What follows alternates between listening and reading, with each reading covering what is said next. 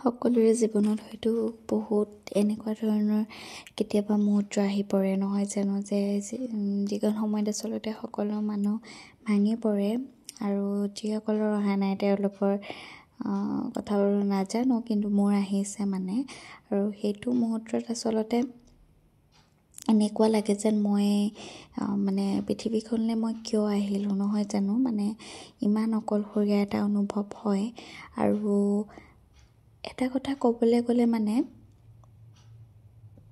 যিসকল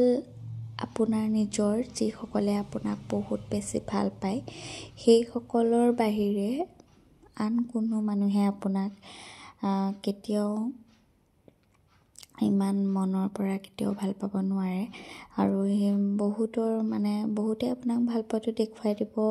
নোৱাৰিবও পাৰে কিন্তু আপোনালোকক ভাল পায় অকল সেইসকলেই যিসকলে আপোনালোকৰ একদম নিজৰ আৰু আচলতে জীৱনটোৱে এনেকুৱা নহয় জানো আৰু মোৰ কথা ক'বলৈ গ'লে মোৰ জীৱনটোত বহুত বেছি ষ্ট্ৰাগল আছে আৰু মই বহুত বেছি সোনকালে বিয়াও হ'লোঁ আৰু বিয়া হোৱাটো সেইটো পৰিস্থিতি আছিলে তেনেকুৱা আৰু সেইখিনি মই পিছত আপোনালোকৰ লগত শ্বেয়াৰ কৰিম বাৰু কি পৰিস্থিতি কি কথা কিন্তু বিয়া হোৱাৰ পিছত জীৱনটো মানে এনেকুৱা হৈ গ'ল যেন মই এনেকুৱা এটা চিটুৱেশ্যনত আহি পৰিছোঁ যে মই কিবা এটা নহয় কিবা এটা কৰিবই লাগিব নহ'লে নহ'ব আৰু মোৰ মা পাপাহঁতৰো সৰুৰ পৰা মোক যিহেতু বহুত মানে মৰমত ডাঙৰ দীঘল কৰিছে আৰু মানে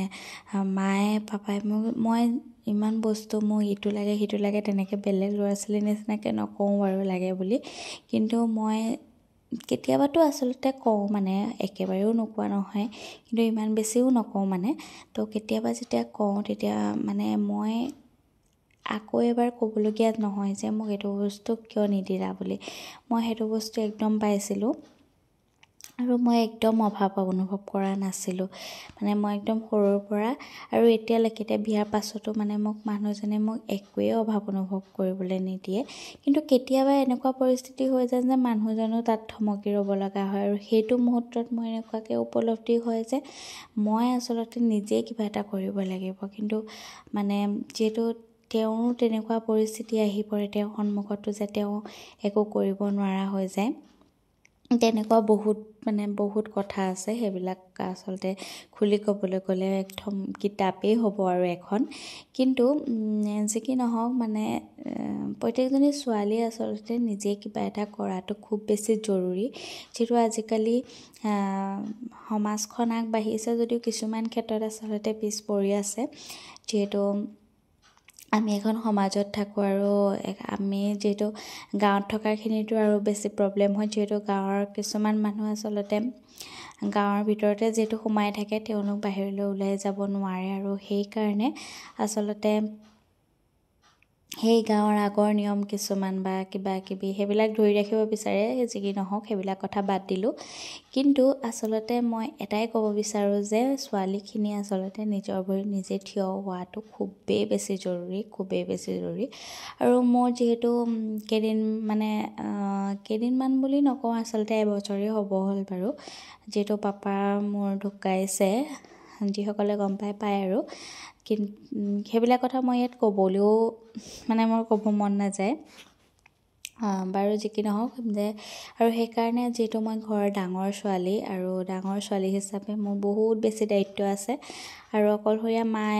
মায়ে বহুতখিনি কৰিব পাৰিব ভাইটি আছে ভণ্টি আছে তেওঁলোকক পঢ়াব পাৰিব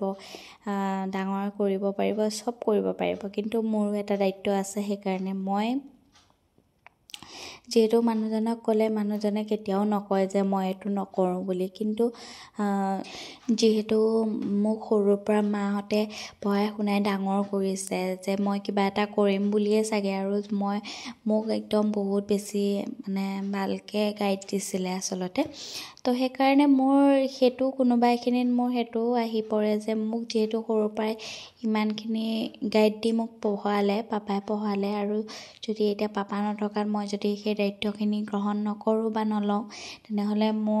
মোৰ সেইটো অন্যায় কৰা হ'ব আৰু মই সেইকাৰণে একদম মনৰ পৰা ভগৱানক ভাবিছোঁ, ভগৱানক চিন্তা কৰিছোঁ আৰু একদম পঢ়াত জোৰ দিছোঁ। আৰু চাকৰি পোৱা নোপোৱাটো বাৰু সেইটো লাকৰ লগত কথা, কিন্তু মই জীৱনত কিবা এটা নহয় কিবা এটা কৰি খামেই। প্ৰাইভেটকৈ হ'লেও মই কিবা এটা নহয় কিবা এটা কৰি মানে কৰিবই লাগিব, মানে সেইটোৱে আৰু মোৰ জীৱনৰ এইম। আৰু বাকী পঢ়া শুনাবোৰতো কৰি গৈ আছোঁ, নাজানো আৰু লাকৰ ওপৰত কথা। যদি লাকত আছে চাকৰি এটা নিশ্চয় পাম। আৰু চাকৰি এটা পালেই আচলতে জীৱনটো সুন্দৰ নহয়, কিন্তু কেতিয়াবা এনেকুৱা কিছুমান মানে আপোনাৰ ওপৰত প্ৰেছাৰ আহি পৰে যে আপুনি সেইটো ভাবিবলৈ একদম বাধ্য হৈ যাব যে